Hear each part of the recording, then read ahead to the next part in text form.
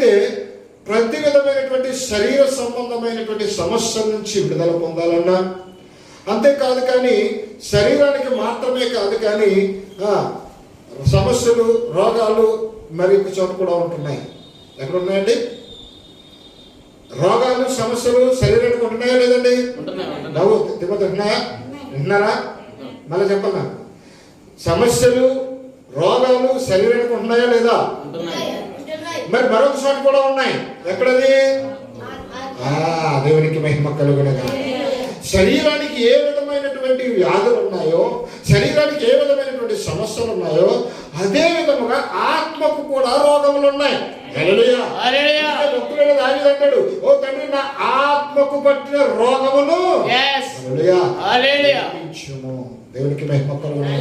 అంటే ఆత్మకు కూడా ఏ విధమైనటువంటి ఇంద్రియాలు ఉన్నాయో ఆ విధమైనటువంటి ఇంద్రియాల ద్వారా ఆత్మకు కూడా పాపం అనే రోగం ఉన్నది. కాబట్టి ప్రతి విధమైన దానిని మనము తొలగించుకోవాలి అంటే ప్రాముఖ్యమైనది, పరిహారించబడినది ఒకటి ఉన్నది. హల్లెలూయా.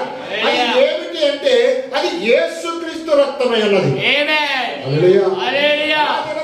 చూడండి, ఎక్కడి నుంచి ఐగుప్తు దేశం నుంచి బయటకు వచ్చేటప్పుడు చూడండి, వాళ్ళందరూ కూడా పస్కాను ఆచరించారు.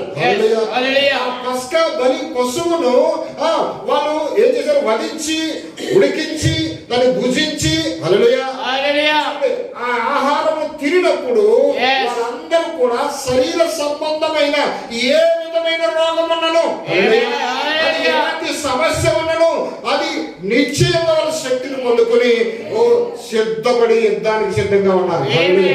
ఏంటి ఆ యుద్ధం అంటే ఆ ఐగుప్తుని విడిచి వాళ్ళ గమ్యానికి చేరుకోవడానికి ప్రయాణమై బయటకు రావడమే. హల్లెలూయా. అంటే ఆ దినమందు వారికి ఉన్నటువంటి ప్రతి సమస్య నుంచి విడిపించి, ఆ శరీర సంబంధమైన ప్రతి బలహీనత నుంచి విడిపించి, వాళ్ళ శక్తివంతులు చేసి ఆ శక్తి చేత నడిపించడానికి ఆ దినమందు వాళ్లకు ఆ పస్కాయే వాళ్ళకి ప్రభురాత్రి భోజనం. మరి దినములు అంతమంది ఉన్న మనకు అది శరీర సంబంధం అయితే ఇప్పుడు ఆత్మ సంబంధంగా మనము ముందుకు వెళ్తా ఉన్నాం. మరి ఇప్పుడు ఆత్మ సంబంధంగా ఉన్నటువంటి మనకు కూడా ఆత్మకు పట్టినటువంటి రోగమును విడిపించాలి అంటే మనకు కూడా పరిష్కారంగా ఏం కావాలి?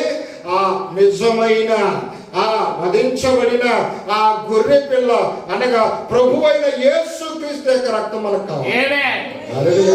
అందుకే ఆత్మకు పట్టిన రోగమును, అంతేకాదు శరీరానికి పట్టిన రోగమును, ఆత్మకు పట్టిన రోగమును అనగా మనం స్వస్థత పొందాలి అంటే